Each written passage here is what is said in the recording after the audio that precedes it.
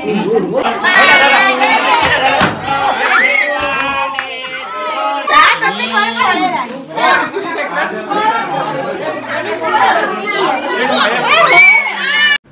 Everyone and welcome back to my channel. आज हम समस्ते गाँव को आसीचु कहीं आज मो पुत्रार बर्थडे भाई पे केक काटियो बोली तन्वी आज बहुत खुशी।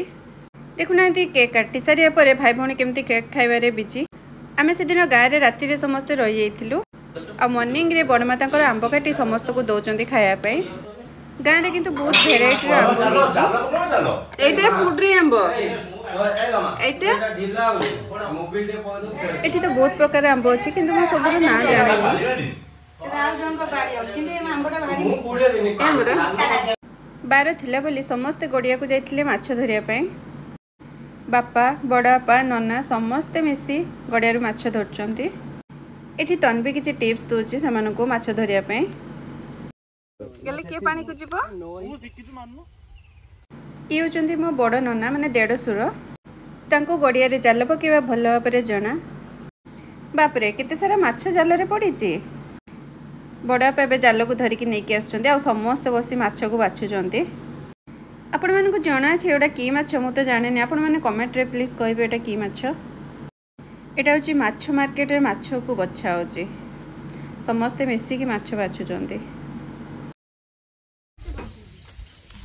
पूरी 100टा माछ 4-5 किलो खंडे हेलेनी। हां ध 4-5 किलो हेलेनी।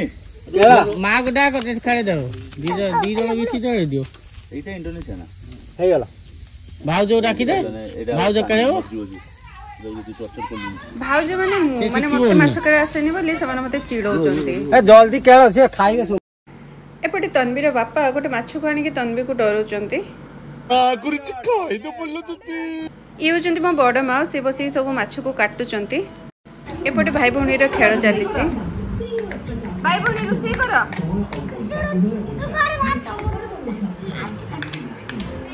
माछ काटी माछ रांध।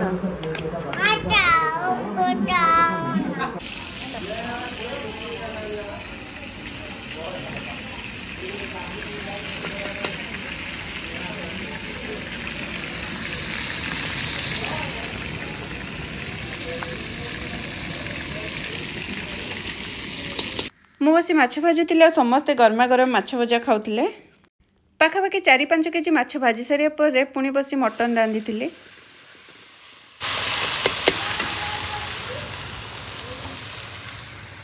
बाड़ी रे चाष होती नुआ घर होती।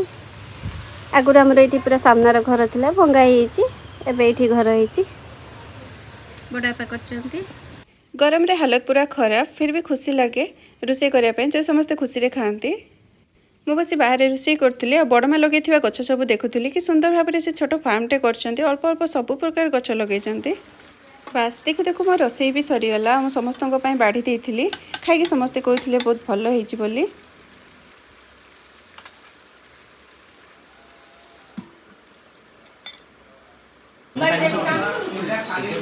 माने डरे ना बड़ा को मटन सीजे ना आज भी सुना ना काटी देला আছে आगे गैस पूरी। हां देना में खाई सारी घर को फेरी आसीथिलु। आपण मन को आज का वीडियो टी केमती लागला कमेंट करी निश्चित जणाइबे। जय जगन्नाथ।